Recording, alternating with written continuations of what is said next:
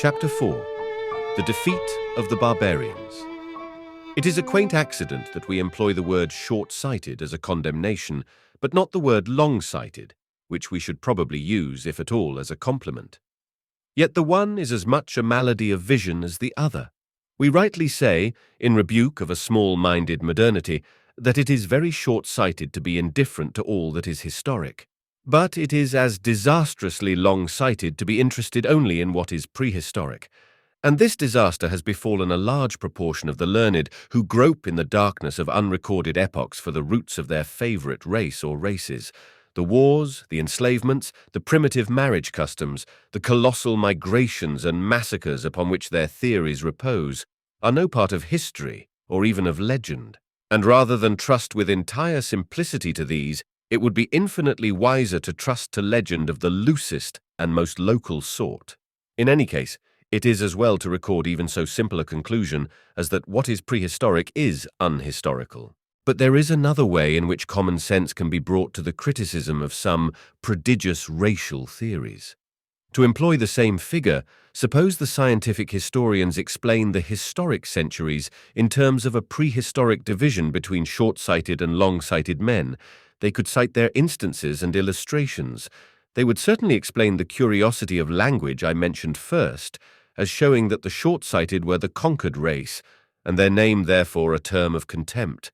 They could give us very graphic pictures of the rude tribal war. They could show how the long-sighted people were always cut to pieces in hand-to-hand struggles with axe and knife, until, with the invention of bows and arrows, the advantage veered to the long-sighted, and their enemies were shot down in droves. I could easily write a ruthless romance about it, and still more easily a ruthless anthropological theory. According to that thesis which refers all moral to material changes, they could explain the tradition that old people grow conservative in politics by the well-known fact that old people grow more long-sighted. But I think there might be one thing about this theory which would stump us, and might even, if it be possible, stump them. Suppose it were pointed out that through all the 3,000 years of recorded history, abounding in literature of every conceivable kind, there was not so much as a mention of the oculist question for which all had been dared and done. Suppose not one of the living or dead languages of mankind had so much as a word for long-sighted or short-sighted. Suppose, in short, the question that had torn the whole world in two was never even asked at all, until some spectacle maker suggested it somewhere about 1750. In that case, I think we should find it hard to believe that this physical difference had really played so fundamental a part in human history. And that is exactly the case with the physical difference between the Celts, the Teutons, and the Latins. I know of no way in which fair-haired people can be prevented from falling in love with dark-haired people, and I do not believe that whether a man was long-headed or round-headed ever made much difference to anyone who felt inclined to break his head. To all mortal appearance, in all mortal records and experience, people seem to have killed or spared, married or refrained from marriage, made kings or made slaves, with reference to almost any other consideration except this one. There was the love of a valley or a village, a site or a family. There were enthusiasms for a prince and his hereditary office. There were passions rooted in locality, special emotions about sea folk or mountain folk. There were historic memories of a cause or an alliance. There was more than all the tremendous test of religion. But of a cause like that of the Celts or Teutons, covering half the earth, there was little or nothing. Race was not only never at any given moment a motive, but it was never even an excuse. The Teutons never had a creed, they never had a cause, and it was only a few years ago that they began even to have a cant. The orthodox modern historian, notably Green, remarks on the singularity of Britain in being alone of all Roman provinces wholly cleared and repeopled by a Germanic race. He does not entertain, as an escape from the singularity of this event, the possibility that it never happened.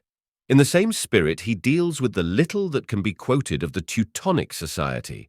His ideal picture of it is completed in small touches, which even an amateur can detect as dubious. Thus he will touch on the Teuton with a phrase like, "The basis of their society was the free man," and on the Roman with a phrase like, "The mines, if worked by forced labor, must have been a source of endless oppression." The simple fact being that the Roman and the Teuton both had slaves, He treats the Teuton freeman as the only thing to be considered, not only then but now, and then goes out of his way to say that if the Roman treated his slaves badly, the slaves were badly treated. He expresses a strange disappointment that Gildas, the only British chronicler, does not describe the great Teutonic system. In the opinion of Gildas, a modification of that of Gregory, it was a case of non Angli sed diaboli. The modern Teutonist is disappointed that the contemporary authority saw nothing in his Teutons except wolves, dogs, and whelps from the kennel of barbarism. But it is at least faintly tenable that there was nothing else to be seen. In any case, when St. Augustine came to the largely barbarized land, with what may be called the second of the three great southern visitations which civilized these islands, he did not see any ethnological problems, whatever there may have been to be seen. With him or his converts, the chain of literary testimony is taken up again, and we must look at the world as they saw it. He found a king ruling in Kent, beyond whose borders lay other kingdoms of about the same size, the kings of which were all apparently heathen. The names of these kings were mostly what we call Teutonic names, but those who write the almost entirely hagiological records did not say, and apparently did not ask, whether the populations were in this sense of unmixed blood. It is at least possible that, as on the continent, the kings and courts were almost the only Teutonic element. The Christians found converts, they found patrons, they found persecutors, but they did not find ancient Britons because they did not look for them, and if they moved among pure Anglo-Saxons, they had not the gratification of knowing it. There was indeed, what all history attests, a marked change of feeling towards the marches of Wales. But all history also attests that this is always found, apart from any difference in race, in the transition from the lowlands to the mountain country. But of all the things they found, the thing that counts most in English history is this, that some of the kingdoms at least did correspond to genuine human divisions, which not only existed then, but which exist now.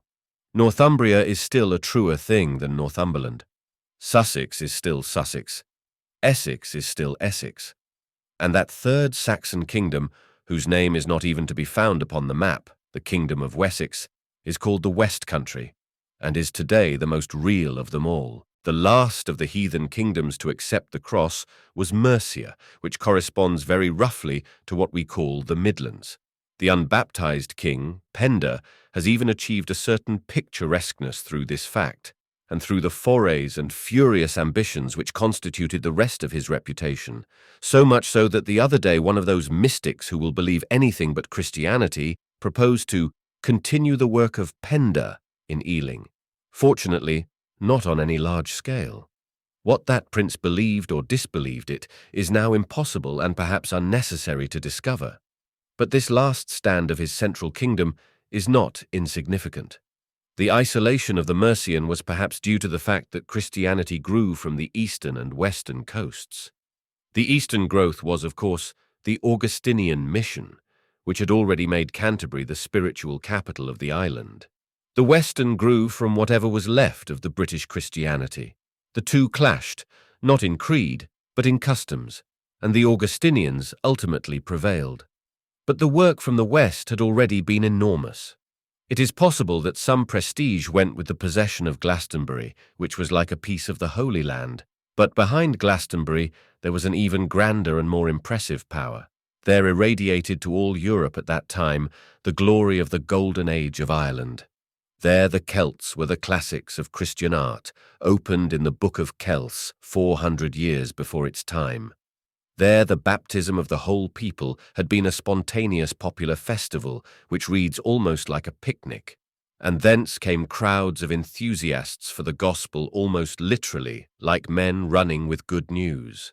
This must be remembered through the development of that dark dual destiny that has bound us to Ireland.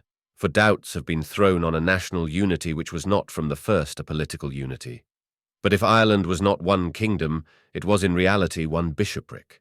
Ireland was not converted but created by Christianity, as a stone church is created, and all its elements were gathered as under a garment, under the genius of St. Patrick. It was the more individual because the religion was mere religion, without the secular conveniences. Ireland was never Roman, and it was always Romanist. But indeed, this is, in a lesser degree, true of our more immediate subject. It is the paradox of this time that only the unworldly things had any worldly success. The politics are a nightmare. The kings are unstable and the kingdoms shifting, and we are really never on solid ground, except on consecrated ground. The material ambitions are not only always unfruitful, but nearly always unfulfilled. The castles are all castles in the air. It is only the churches that are built on the ground. The visionaries are the only practical men, as in that extraordinary thing, the monastery, which was, in many ways, to be the key of our history. The time was to come when it was to be rooted out of our country with a curious and careful violence, and the modern English reader has therefore a very feeble idea of it, and hence of the ages in which it worked. Even in these pages, a word or two about its primary nature is therefore quite indispensable. In the tremendous testament of our religion, there are present certain ideals that seem wilder than impieties, which have in later times produced wild sects professing an almost inhuman perfection on certain points, as in the Quakers who renounce the right of self-defense, or the communists who refuse any personal possessions. Rightly or wrongly, the Christian Church had, from the first, dealt with these visions as being special spiritual adventures which were to the adventurous. She reconciled them with natural human life by calling them specially good, without admitting that the neglect of them was necessarily bad. She took the view that it takes all sorts to make a world, even the religious world, and used the man who chose to go without arms, family, or property as a sort of exception that proved the rule. Now, the interesting fact is that he really did prove it. This madman who would not mind his own business becomes the businessman of the age. The very word monk is a revolution, for it means solitude and came to mean community. One might call it sociability. What happened was that this communal life became a sort of reserve and refuge behind the individual life, a hospital for every kind of hospitality. We shall see later how this same function of the common life was given to the common land. It is hard to find an image for it in individualist times, but in private life we most of us know the friend of the family who helps it by being outside, like a fairy godmother.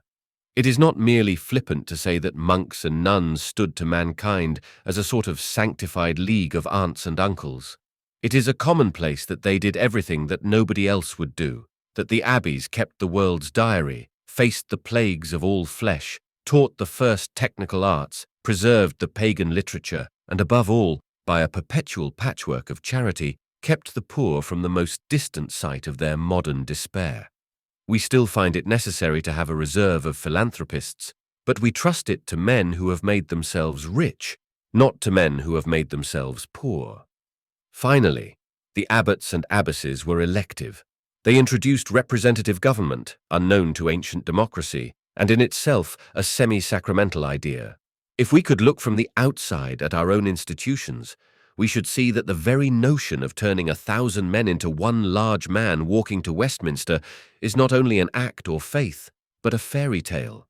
The fruitful and effective history of Anglo-Saxon England would be almost entirely a history of its monasteries.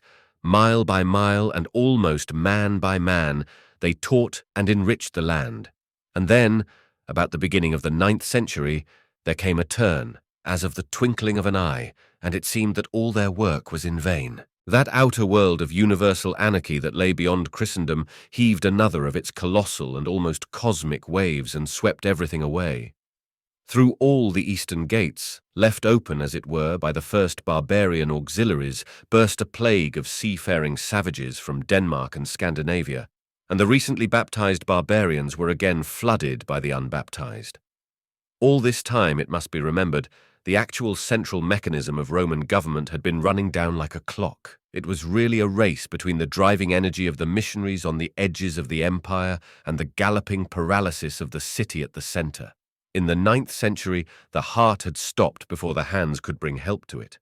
All the monastic civilization which had grown up in Britain under a vague Roman protection perished unprotected. The toy kingdoms of the quarreling Saxons were smashed like sticks. Guthrum, the pirate chief, slew St. Edmund, assumed the crown of East England, took tribute from the panic of Mercia, and towered in menace over Wessex, the last of the Christian lands. The story that follows, page after page, is only the story of its despair and its destruction. The story is a string of Christian defeats alternated with victories so vain as to be more desolate than defeats. It is only in one of these, the fine but fruitless victory at Ashdown, that we first see in the dim struggle, in a desperate and secondary part, the figure who has given his title to the ultimate turning of the tide. For the victor was not then the king, but only the king's younger brother. There is, from the first, something humble and even accidental about Alfred. He was a great understudy. The interest of his early life lies in this, that he combined an almost commonplace coolness and readiness for the ceaseless small bargains and shifting combinations of all that period, with the flaming patience of saints in times of persecution. While he would dare anything for the faith, he would bargain in anything except the faith. He was a conqueror with no ambition, an author only too glad to be a translator, a simple, concentrated, wary man, watching the fortunes of one thing, which he piloted both boldly and cautiously, and which he saved at last. He had disappeared after what appeared to be the final heathen triumph and settlement, and is supposed to have lurked like an outlaw in a lonely islet in the impenetrable marshlands of the Parrot, towards those wild western lands to which aboriginal races are held to have been driven by fate itself. But Alfred, as he himself wrote in words that are his challenge to the period, held that a Christian man was unconcerned with fate. He began once more to draw to him the bows and spears of the broken levies of the western shires, especially the men of Somerset, and in the spring of 878 he flung them at the lines before the fenced camp of the victorious Danes at Heathen. His sudden assault was as successful as that at Ashdown, and it was followed by a siege which was successful in a different and very definite sense. Guthrum, the conqueror of England, and all his important supports were here penned behind their palisades, and when at last they surrendered, the Danish conquest had come to an end. Guthrum was baptized, and the Treaty of Wedmore secured the clearance of Wessex. The modern reader will smile at the baptism and turn with greater interest to the terms of the treaty. In this acute attitude, the modern reader will be vitally and hopelessly wrong. He must support the tedium of frequent references to the religious element in this part of English history, for without it there would never have been any English history at all, and nothing could clinch this truth more than the case of the Danes. In all the facts that followed, the baptism of Guthrum is really much more important than the Treaty of Wedmore. The treaty itself was a compromise, and even as such did not endure. A century afterwards, a Danish king like Canute was really ruling in England. But though the Dane got the crown, he did not get rid of the cross. It was precisely Alfred's religious exaction that remained unalterable, and Canute himself is actually now only remembered by men as a witness to the futility of merely pagan power, as the king who put his own crown upon the image of Christ and solemnly surrendered to heaven the Scandinavian empire of the sea.